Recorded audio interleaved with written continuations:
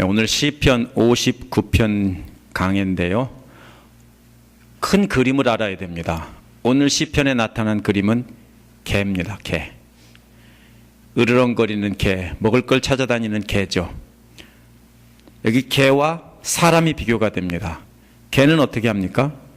먹을 것이 부족하면 으르렁거리고 아무거나 물어뜯는데, 사람은 배고파도 힘들고 어려워도 하나님을 찬양할 줄 안다는 겁니다. 여기서 개 같은 놈들과 사람을 비교하고 있는 거예요. 그래서 두 가지가 비교되는 겁니다. 개놈들과 사람들. 그래서 이 원수들이 개 같다는 거예요. 그러나 하나님의 사람들은 힘들어도 하나님을 찬양할 줄 안다는 거예요. 그래서 하나님의 사람들은 먹을거리 부족한 캄캄한 밤중 같은 상황에도 하나님을 신뢰하고 찬양하며 한결같은 사랑으로 돌보아 주실 것을 기다린다는 겁니다. 그것이 바로 뭐예요? 새벽을 기다리는 거죠. 새벽을 깨우는 거고. 그래서 오늘 말씀을 통해서 환난 가운데 어떤 태도로 하나님을 의지해야 개가 안 되고 사람이 되는지 이것을 한번 알아보는 시간을 갖겠습니다. 첫 번째로 대적에 대한 탄원과 고소가 1절부터 5절까지 나옵니다. 여기 악한 자들에 대한 고소를 7가지로 말하고 있는데요. 악한 자들을 말한 뒤 구원해달라는 말만 계속 바꾸어서 반복하고 있습니다. 1절 끝부분에 나를 치려고 일어나는 자들입니다. 나를 치려고 일어난 자들에게서 나를 지켜주십시오. 두 번째는 2절 앞부분에 악을 지어내는 자들입니다. 악을 지어내는 자들로부터 나를 구해 주십시오. 악을 지어내는 게 뭐예요? 있지도 않은 죄를 만들어서 덮어 씌우는 게 악을 지어내는 거죠. 세 번째는 피 흘리기를 좋아하는 자들은, 이것은 말을 좀 좋게 말한 거고요. 살인하는 자들은 에게서 나를 역시 건져 주십시오. 계속해서 뭡니까? 지켜 주십시오. 구해 주십시오. 건져 주십시오. 네 번째는 뭡니까? 3절 앞부분에 매복해 있는 자들입니다. 매복해 있는 자들은 뭐예요? 죽일 기회를 노리고서 납작 엎드려 숨어 있는 거죠. 매복해 있는 자들에게서 어떻게 하라고요? 거기는 그 말이 없죠. 그 다음에 또 누가 나옵니까? 강한 자들이 나를 치려고 모여듭니다. 이 말은 무슨 말입니까? 강한 자들이 뭐예요? 왕이나 권세자들이나 군대를 끌고 있는 높은 사람들, 이런 사람들이 모여서 뭐를 합니까? 죽이려고 모의를 하는 겁니다. 그래서 모의를 하는 자들입니다. 여섯 번째는 4절 앞부분에 있는 싸울 준비를 하는 자들입니다. 아무 잘못도 없는데 싸울 준비를 합니다. 전쟁 도구를 챙기고 준비를 합니다. 그리고 5절 뒷부분에 7번째는 사악한 꾀를 꾸미는 자들입니다. 사악한 꾀를 꾸며서 죽이려고 하는 자들. 그래서 이들에게서 나를 계속해서 뭡니까?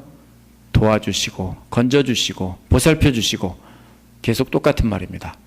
이 대적들이 여러 가지 방법으로 공격하고 있는데 건져주시고 저들을 불쌍히 여기지 말아주십시오. 왜요? 왜 용서하라고 했는데 여기서는 용서하지 말라고요? 저들은 회개할 자들이 아닌 거예요. 악한 사탄의 무리들인 거예요. 그러니까 저들에게는 불쌍히 여기지 말고 하나님께서 정의를 보여주십시오, 이런 말입니다. 거기에 셀라가 나와 있습니다. 그 다음에 또 그 뒤에도 13절에도 셀라가 나와 있거든요. 셀라 뒤에는, 셀라 하면 뭐예요? 거기까지 끝났다는 얘기예요. 노래 1절이 끝났다는 얘기예요. 또 나오고 뒤에 2절이 또 나오죠. 2절 앞부분이 끝났다는 거고, 후렴은 뭡니까? 그러면은 제가 아까 말씀드린 개입니다. 6절에 뭐라고 되어 있습니까? 그들은 저녁만 되면 돌아와서 개처럼 짖어대면서 성안을 이리저리 쏘다닙니다. 뒤에 보세요.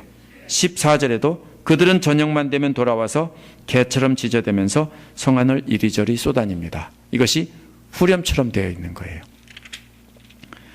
근데 이 개들이 어떻게 합니까? 그래서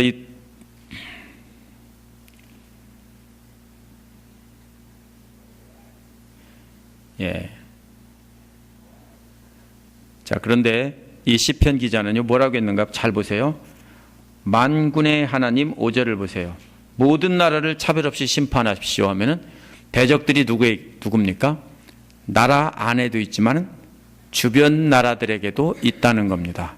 그러면 이 시편 기록자가 여기 다윗이라고 되어 있겠죠? 그러면 다윗이든 아니든 그건 상관없어요. 하여튼 주변 나라에서 이 시편 기록한 사람을 공격하려고 하고 죽이려고 하고 원수들이 나라 안에도 있고 밖에도 있다는 소리예요. 그래서 그래서 두 번째는 확신에 찬 간구인데요. 후렴은 개처럼 지저대면서 성안을 쏘다니는데 7절에 뭐라고 되어 있습니까? 입에 거품을 불고 입술에는 칼을 물고서 누가 들으랴 하고 말합니다. 언제 거품을 물고 얘기해요? 약장사들이 약 팔 때 입에 거품을 물고 얘기해요. 언제 거품을 물고 얘기해요? 거짓말을 아주 그럴듯하게 떠버릴 때. 자, 이거 들어 말할 것 같으면 침 탁탁 튀겨가면서 거품 물고 막 떠들죠? 이게 뭐예요? 입에 거품을 물고서 거짓말을 하는데 무슨 거짓말입니까? 죽이려고 하는 거짓말을 하는 겁니다. 그게 입에 칼을 물었다는 거예요. 말로써 사람을 죽이는 거죠. 고대의 개들은 어떤 이미지입니까? 어떤 때에는요, 무조건 다 더러운 짐승으로만 표시된 건 아니에요. 반려동물로 오늘날처럼 표시된 곳도 있고요. 또 마태복음에서는 15장 27절에 예수님은 주인의 상에서 떨어지는 부스러기도 먹습니다. 이것은 애완동물인 거예요. 그러나 이사야 56장 10절에서 11절은 개는 탐욕스럽고 사악한 자들을 묘사할 때 썼어요. 신명기 23장 18절에서는 개 같은 자들의 소득은 성전 금고에다 넣지 못한다고 되어 있거든요. 그 개 같은 자들이 뭐냐면요, 찾아보니까 창남이래요. 개 같은 자들의 소득은 몸을 팔아서 그 돈을 벌고 먹고 사는 남자들. 이 사람들의 소득은 거다 넣지 못한대요. 개 같다라는 말은 우리나라 말에서도 뭐라고 그래요? 개 같다라면 귀엽다는 뜻 아니에요. 우리말에서는 똑같아요. 성경과. 개 같다는 말은 더럽고 사악하고 욕심 많고 뭡니까? 음욕에 가득 차 있고 이런 것입니다.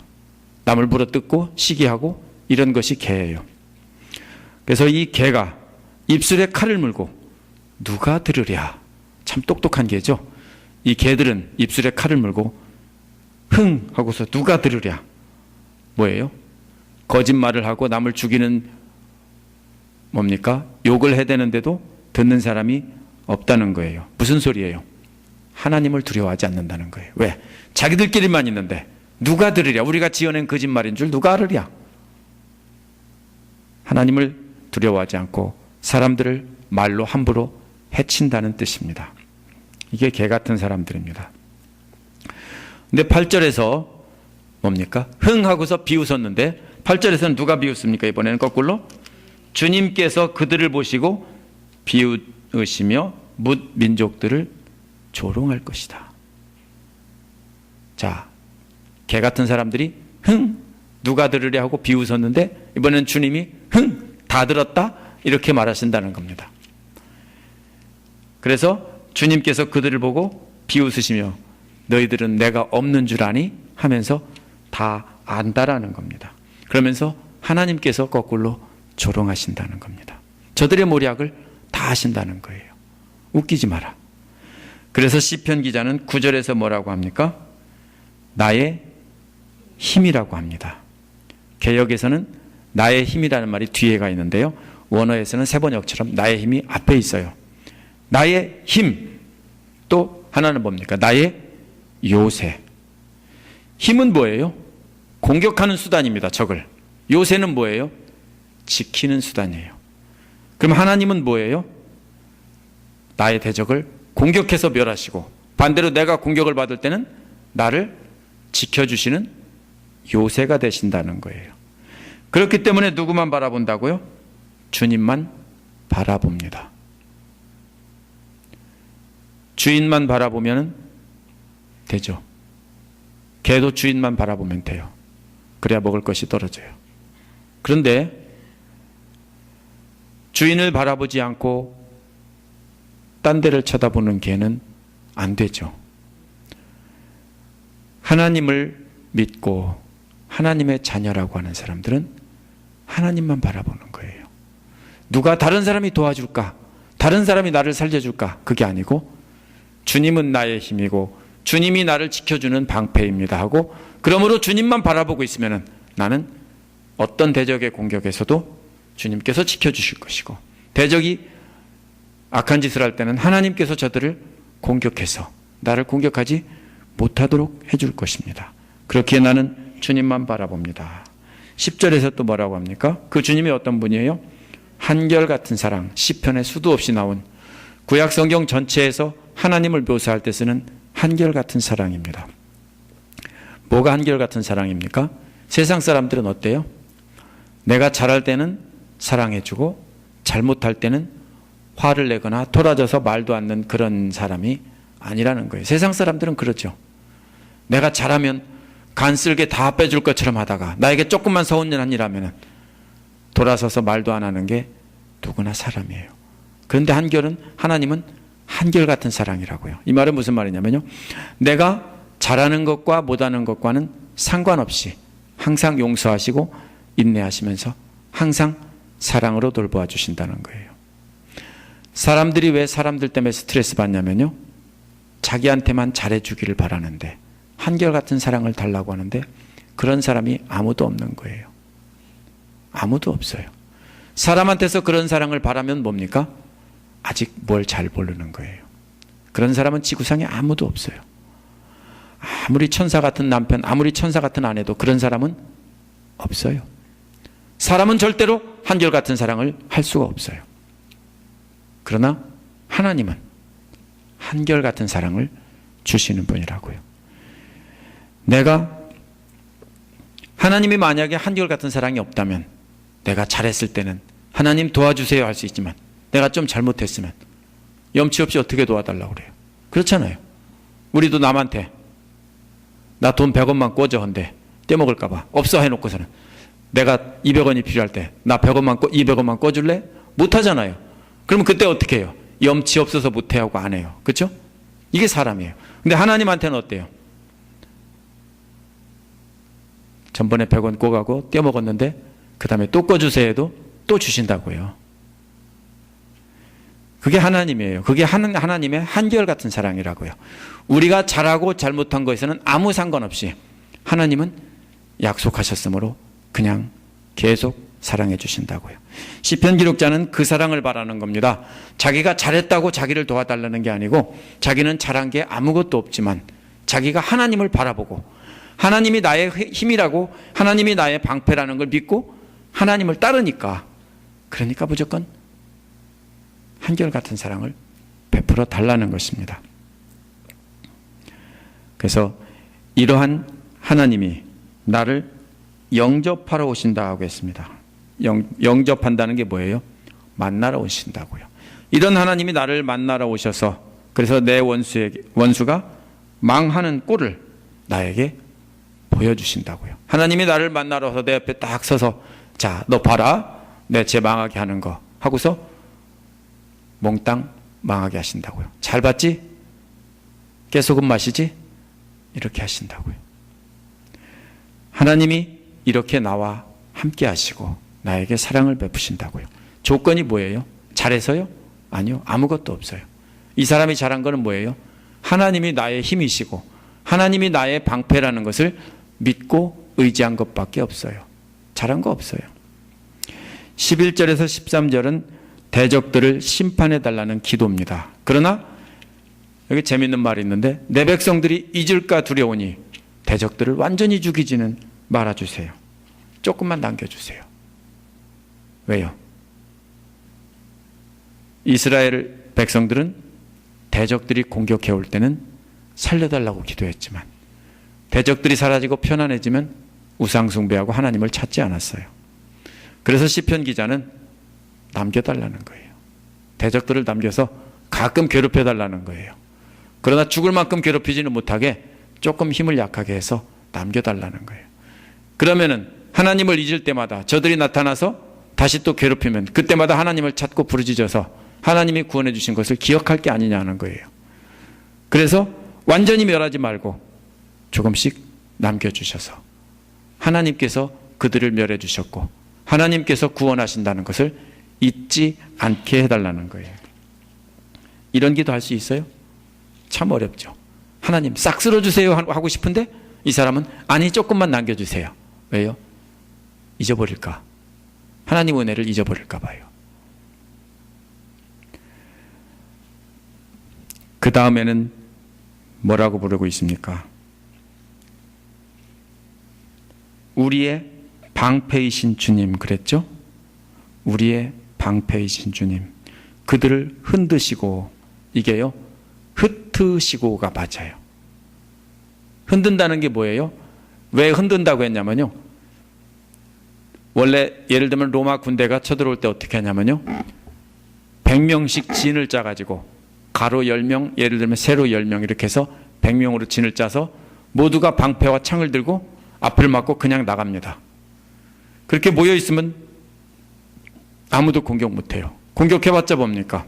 모두가 방패를 들고 있기 때문에 방패에 걸리고, 그리고 방패 사이로 삐져나온 창으로 계속 다가오죠. 아무리 공격을 하고 창을 던지고 해도 방패로 막아가면서 계속 다가와서 가까이 오면 다 죽는 겁니다. 근데 흔들면 어떻게 돼요? 그들이요. 흔든다는 게 뭐예요? 흩어진다는 거예요. 그렇죠? 흔들리면 흩어지는 거죠. 그래서 이 말은요, 실제로는 흩어지는 거예요. 진을 쫙 짜서 오는 대적이 어떻게 됩니까? 흩어달라고요. 어떻게 흩습니까? 방패로 둘러가지고 위에서 마치 9/11 때 그 뉴욕에 있던 건물이, 무역센터 건물이 무너지는 것처럼, 63 빌딩이 무너지는 것처럼, 무너지지 않았지만요, 이런 것처럼 무거운 물체가, 하나님의 커다란 방패가 저들 위에 콱 눌러져 가지고서 엄마야 하고 다 흩어져서 도망가게 해달라고요. 그게 흔드시고 흩으시고예요. 방패로 흩으시고. 그들을 낮춰주십시오. 계속 누르면 어디로 갈까요? 땅으로 내려가겠죠? 눌려가지고서. 마치 뭡니까? 모래에다가 돌멩이 놓고 커다란 소뚜껑으로 꽉꽉 누르면은 어떻게 되겠어요? 모래 속으로 자꾸 들어가겠죠? 그런 것처럼 뭡니까? 그들을 낮춘다는 게 뭐예요? 계속 그들이 내려가서, 땅속으로 계속 내려가서 지옥까지 내려가도록 그렇게 눌러주십시오.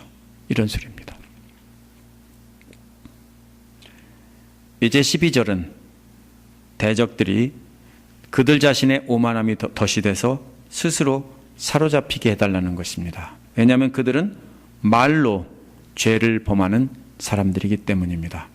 말로 남을 비방하고 또 거짓 증거로 고소해서 넘어지게 하는 사람들은 사람들만의 대적이 아니라 하나님의 대적이라는 것입니다.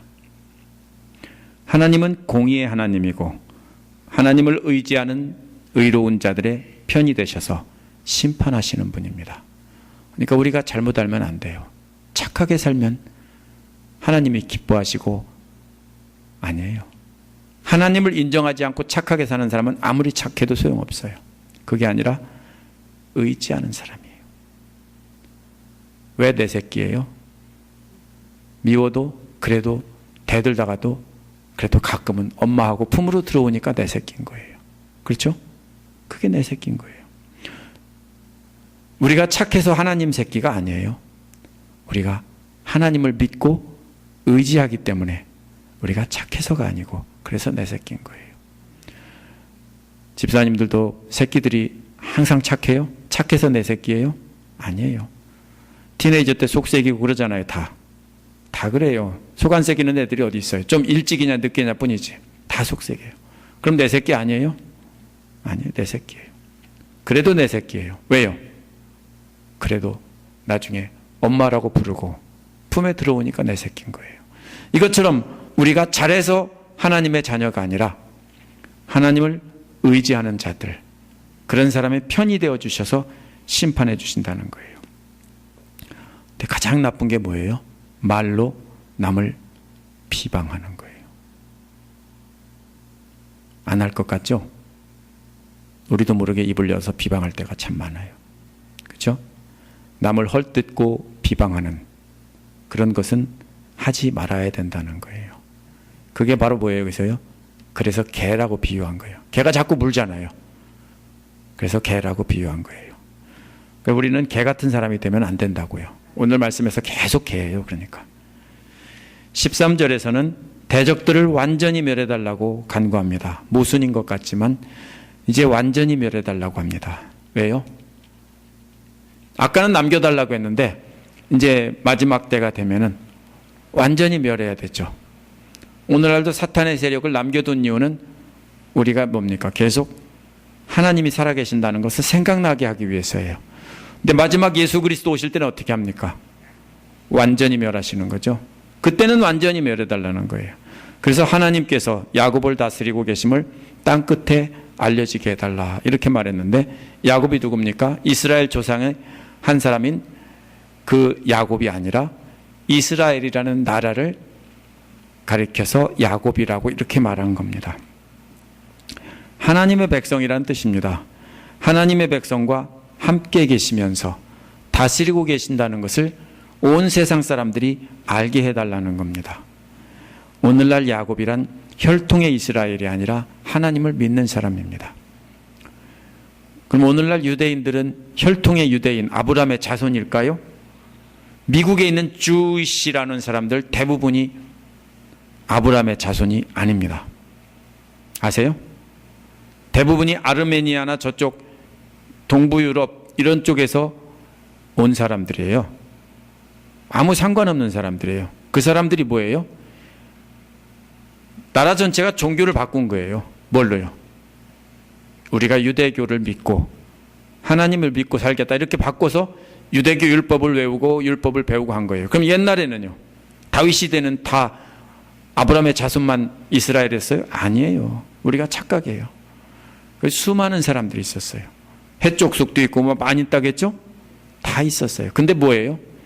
함께 하나님, 아브라함이 믿던 그 하나님을 함께 믿고 따르는 그 공동체가 이스라엘인 거예요. 그래서 그 사람들이 자기들의 조상 고향도 아닌데도 거기 가서 참배하고 이렇게 하는 것이 뭡니까? 나는 아브라함의 하나님을 믿겠다는 거예요. 그럼 오늘날 야곱은 누굽니까? 오늘날 야곱은 하나님을 믿는 사람들이에요. 근데 전에 이스라엘 사람들은 하나님을 믿는 사람이 아니에요. 하나님께서 예수 그리스도를 보내셔서 믿으라고 했는데 아무도 안 믿기 때문에 그들은 아니에요. 그럼 하나님을 믿는 모든 백성들을 돌보고 계신다는 것을 세상 모든 사람들이 알게 해달라는 겁니다. 그렇게 할 때 하나님의 통치하심이 온 세계 만방에 울려 퍼진다는 겁니다. 그래서 13절 끝에 두 번째 셀라는 이제 두 번째 부분이 끝났다는 겁니다. 이제 2절이 끝나고 다시 또 개 같은 놈들하고 후렴이 또 나옵니다. 그 다음에 14절 보세요.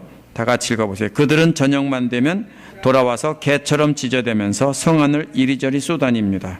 왜 쏘다닙니까? 먹을 것을 찾으려고 쏘다니는 거예요.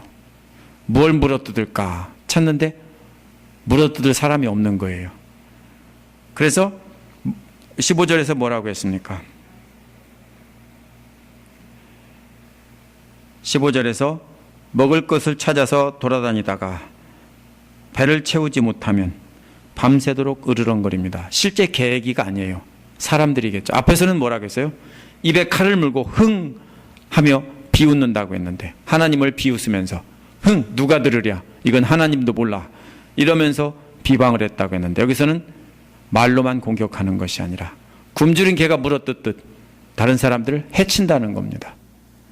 그런데도 해치고 싶으면 다 못 해쳤어요. 해칠 만큼 속 시원하게 못 해쳤으니까 뭡니까?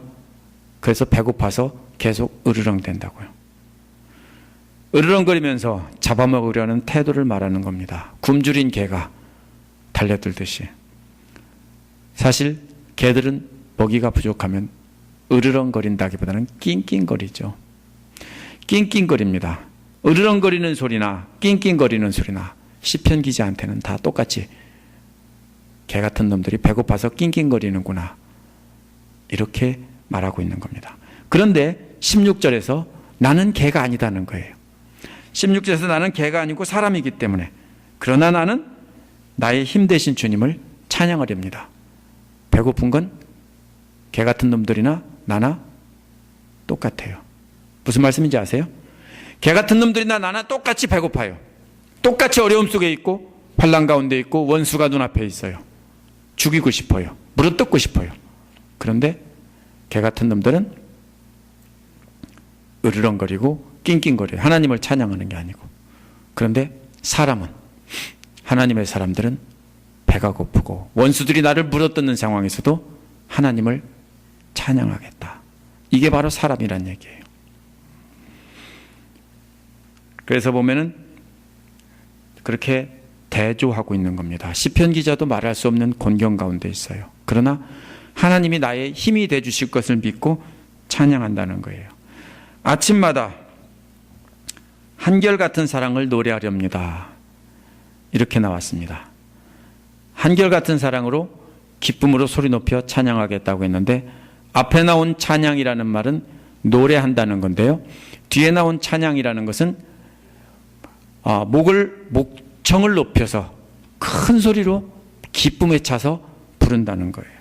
그러니까 똑같은 찬양이 아닙니다. 앞에 나온 찬양과 뒤에 나온 노래는요 다른 거예요. 어떤 게 더 큰 소리로 찬양하는 거냐면 뒤에 것이 더 큰 소리로 찬양하는 거예요. 목청이 터지라 기쁨에 차고 넘쳐서 부르는 찬양이에요. 그래서 힘이 되신 주님을 찬양하는 것이고 한결같은 사랑으로 나를 지켜주시고 피난처가 되어주시는 하나님을 생각할 때 더 감사해서 목청이 터지라 찬양한다는 겁니다. 아침에 찬양한다는 말은 밤이 지났다는 겁니다. 지금 지났습니까? 아니요. 아침이 되면 찬양하겠다는 거예요. 지금은 뭐예요? 깜깜한 밤중이에요. 아침이 되면 틀림없이 올 것인데 그때 내가 한결같은 사랑으로 나를 지켜주셨기에 아침 햇살 같은 기쁨을 맛보면서 목청껏 찬양해 보겠다. 이렇게 바라보면서 합니다. 똑같은 상황에서 꼴 보기 싫은 원수들을 으르렁거리고 물어뜯는 개들이 있고 또 한쪽에서는 똑같이 원수들이 물어뜯으려고 하고 있지만 그 상황에서도 해가 뜨면 하나님을 찬양하겠다고 다짐하는 사람도 있습니다. 9절에서 주님만 바라본다는 말이 캄캄한 밤과 같은 환난 가운데서 볼 곳이 없어요. 깜깜한 밤에 아무것도 안 보이면 어떻게 해요? 아무것도 안 보이죠. 근데 빛 대신 주님밖에 안 보이니까 주님만 바라본다는 거예요. 다른 데는 아무것도 안 보여요. 근데 16절에서는 바라보는 것이 뭘로 바뀌었어요? 기쁨이 넘치는 찬양으로 바뀌었어요. 아침이 되었으니까 이제는 더 이상 주님을 바라보는 것이 아니라 이제 어떻게 돼요? 밝은 아침이 됐어요. 그러므로 이제는 주님만 바라보고 도와달라고 하는 게 아니라 이제는 시간이 달라졌어요. 뭐 하는 겁니까? 아침이라는 것은 비유적인 표현인데요. 옛날 고대에 아침에 뭐를 했냐면요. 선지자가 말씀을 선포하고 제사장이 하나님의 뜻을 전했습니다. 이게 뭐냐면요. 하나님의 응답을 전하는 겁니다. 선지자가 하나님 말씀을 전하면은 그건 듣는 시간이에요. 그리고 듣고서 그 다음에 거꾸로 그리고서 이제 사람들이 기도를 하겠죠. 그럼 뭐예요? 하나님께 묻겠죠. 그럼 하나님께서 듣고서 응답하는 것은 제사장이 이제 하나님께서 이렇게 말씀하신다. 너희들은 이렇게 해라 한다고요. 그리고 나면 희생 제사를 드립니다. 제물을 바칩니다. 이것이 아침에 이루어지는 겁니다. 아침에는 주님만 바라보고 도와주세요가 아니라 이미 구원받았으니 원수들을 물리치셨으니 그때는 하나님 말씀을 듣고 하나님을 찬양하고 하나님께 제사를 드리겠다 하는 겁니다. 밤에는 하나님만 바라보고 숨죽이고 지켜보고 있었지만 새날이 일렀고 하나님을 예배하는 시간에는 하나님을 찬양하겠다는 겁니다. 시편 기자는 17절에서 힘이 되셔서 대적을 물리쳐 주셨고 요새가 되셔서 사나운 개들이 으르렁거리고 있는 밤중 같은 때에도 요새가 되어주셨다는 겁니다. 그래서 하나님은 또한 한결같은 사랑으로 돌보아 주시는 분이라는 겁니다. 전체적으로 다시 정리하면 뭐예요? 사람과 개. 만약에 이것을 설교로 주일날 한다면 그렇게 설교할 겁니다. 사람과 개. 그래서 사람은 뭡니까? 환난 속에서 개들이 으르렁거리고 짖고 있는 상황에서 물어뜯길지도 모르는 캄캄한 밤중에서 하나님밖에 안 보이는 때에서도 하나님만 바라보고 도와주세요 이러고 개들은 물어뜯으려고 하고 으르렁거리고 먹을 것이 없으면 낑낑댄다고요. 그럼 우리가 개가 될 거냐 사람이 될 거냐 이거예요. 여러분은 어떤 어려움에 처해 있습니까? 어려움에 처했다고 하나님 앞에 계속 낑낑거리고 하나님께 감사와 찬양을 하지 않는다면 우리는 개 같은 거라고요. 여러분의 밤중이 뭐예요? 여러분 무엇이 여러분을 위협하고 으르렁거리고 괴롭힙니까? 그런데 밤이 되면, 밤이 깊어지면 아침이 오는 법이에요. 안 올 때 있은 적 있었어요? 오늘 밤은 너무 깜깜하니까 내일은 해가 안 뜨겠구나 이런 적 있어요? 한 번도 없어요. 밤이 깊어지면 반드시 아침이 오고 하나님을 찬양하는 때가 오면, 예배하는 때가 옵니다. 그러면 지금 힘들고 어려운 때는 뭐예요? 밤중이면은 기다리는 거예요. 하나님을 바라보고 기다리는 겁니다. 먹을 것이 있으면 꼬리 살랑살랑 흔들고 먹을 것이 없으면 낑낑대고 으르렁대면은 개라고요. 우리가 그동안 배우기를 뭡니까? 하나님이 복 주셨으니까 찬양하고 복 주시지 않으면은 저런 하나님이 어디 있어? 돌아서면 뭐예요? 개예요. 그건 하나님을 믿는 성도가 아니에요. 믿는 자들은 대적들이 가득한 깊은 밤중 같은 삶 속에서도 다가올 새벽을 확신하며 찬양하는 사람들입니다. 마틴 루터는 교회의 개혁을 주장한 뒤에 개톨릭 교회, 교황이나 이런 사람들부터 죽임을 당하게 됐어요. 그런 상황에서 찬송을 부른 것이 바로 찬송가 384장입니다. 내주는 강한 성이요. 마틴 루터도 이와 같은 상황에서 밤중에 대적들이 공격하고 있는데 그런 중에서 내주는 강한 성이라고 했습니다. 그러면서 아침이 밝아오길 기다렸습니다. 우리 함께 이 찬송을 부르면서 아침에 감사와 찬송으로 제사드릴 그 놀라운 아침을 기대하지 않겠습니까? 우리 함께 찬송을 하겠습니다.